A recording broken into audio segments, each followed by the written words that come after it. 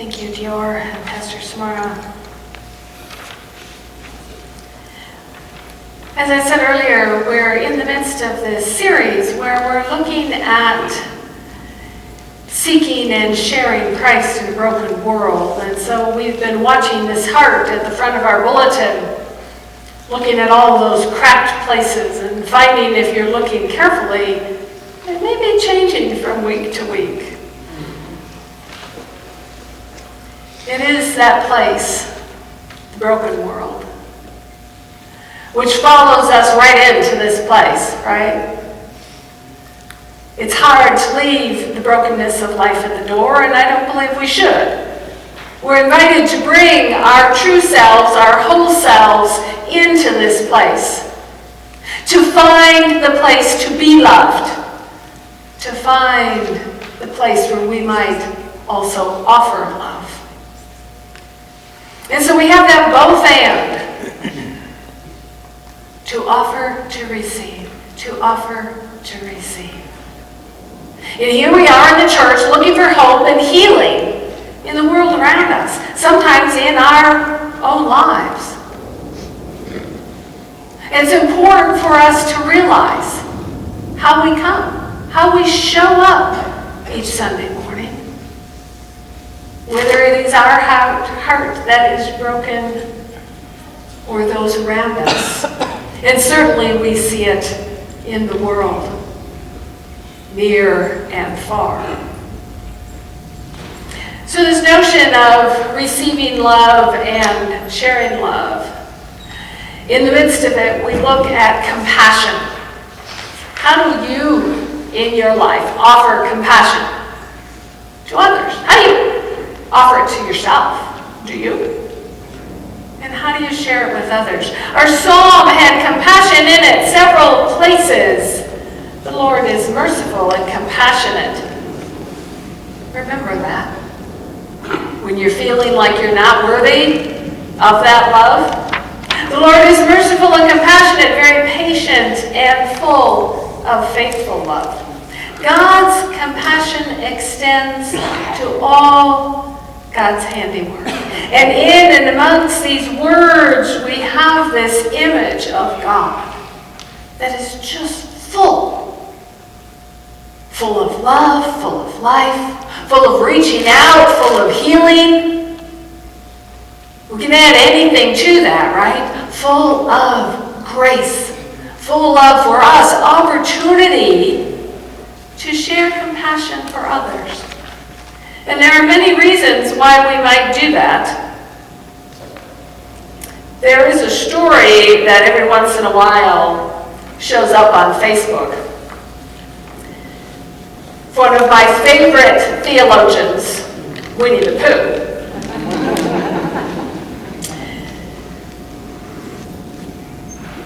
Here's a brief story. It occurred to Pooh and Piglet that they hadn't heard from Eeyore for several days. So they put on their hats and their coats, and they trotted across 100-acre wood to Eeyore's stick house. Inside the house was Eeyore. "Hello, Eeyore," said Pooh. "Hello, Pooh. Hello, Piglet," said Eeyore in a glum-sounding voice. "We just thought we'd check in on you," said Piglet, "because we hadn't heard from you. So we wanted to know if you were okay." Eeyore was silent for a moment. "Am I okay?" he said eventually. "Well, I don't know, to be honest. Are any of us really okay? That's what I ask myself.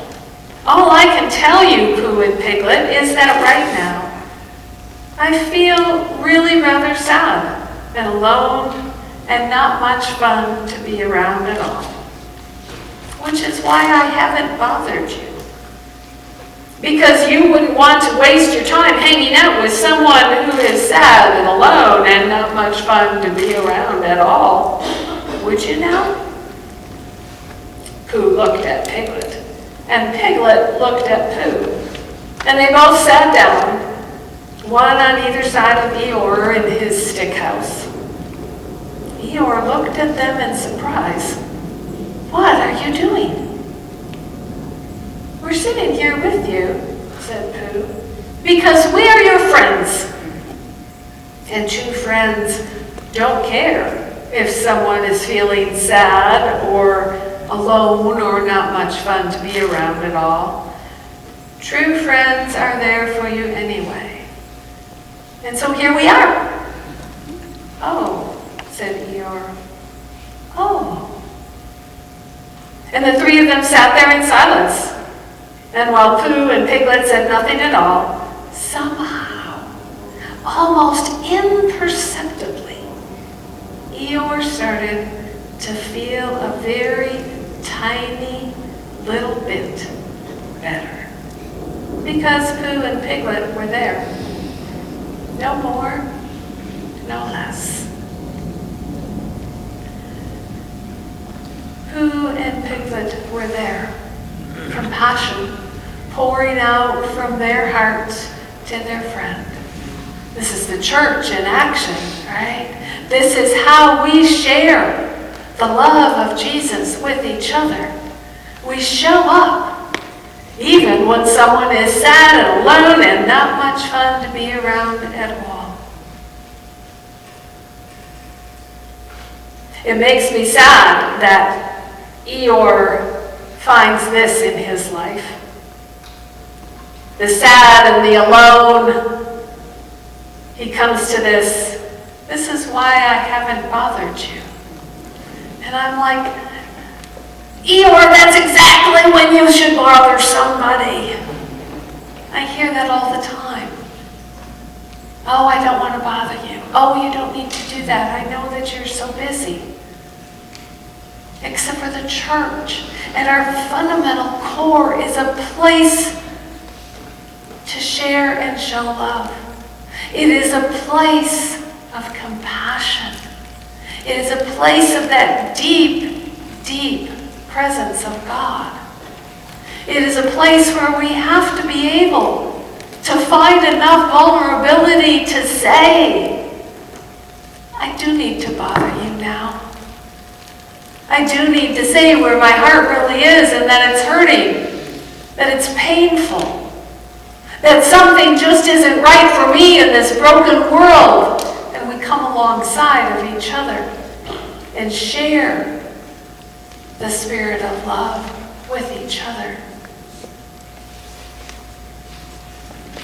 We are at the end of February having a gathering, and I make this invitation to each one of you, no matter your age or stage in life or anything about you. We're having a meeting to begin in a formal way our caring team ministry. This ministry area has been in the works for about 10 months since some of our folks went to the Church of the Resurrection in Kansas City and did some training with their people on how we might be like Pooh and Piglet to the rest of our community. How we might offer as a church compassion. How we might truly live out being a place and a people offering love. And so I offer you this invitation. It's on the 29th. This day, the 29th, only comes around once every 4 years. So I know you didn't have to have anything else planned, right? It'd be a good time to come that morning and just hear what we're planning on doing. Certainly one of the things we're going to talk about is visiting people in hospitals and visiting our folks who are unable to come here anymore. But we're going to talk about a lot of other ways to serve and share compassion, about prayer, and about making phone calls and writing cards and just keeping track and knowing where people are in their lives. And so I hope that some of you will find that spirit of compassion in your heart and come and help us show up to our community, both here and in the greater Vegas area, in this way. It is important. You see, after these weeks where we have dealt with so much loss, it it is imperative that we have a place, that we are a place as the church of compassion, that we are truly a place to offer love and to be loved. And the truth of the matter is that Pastor Samara and I cannot do this by ourselves, nor are we called to. We are called to equip all of you to be like Pooh and Piglet, to sit with friends, to share the love that is in the hearts, at the depth, at the core of life. And so there will be a lot in the midst of that for you to discover. But we look back to, again, this psalm, this compassionate God that offers this. But what about these other two texts? John offers us a glimpse of Jesus himself when Jesus sees his mother, and Jesus says to his disciple, "She is your mother now." This is the ultimate in compassion, offering your beloved to someone else's care. It's something oftentimes we find ourselves with, right? Where we have to turn over our caring to others. Sometimes even here, right in our own community, we have people who live here by themselves and their families are elsewhere, or perhaps their families are already gone. And they need someone to wrap their arms around them and say, "You are beloved to us, and we share the love of Christ with you." So like Jesus, we want to make sure that everybody has this person that they can bother, if we can use Piglet's language, that they can bother and say, "Gosh, I really could use someone to sit with me today." And in this text from Matthew, I was hungry and you gave me food to eat. I was thirsty and you gave me drink. I was a stranger, and we know this one, right? I was in prison. Jesus is lifting up all of the people on the edges. And now for us, moving more toward the middle, as we know the deep suffering of even in our community of so many.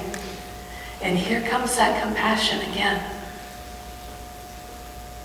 I was naked and you gave me clothes to wear. I was sick and you took care of me.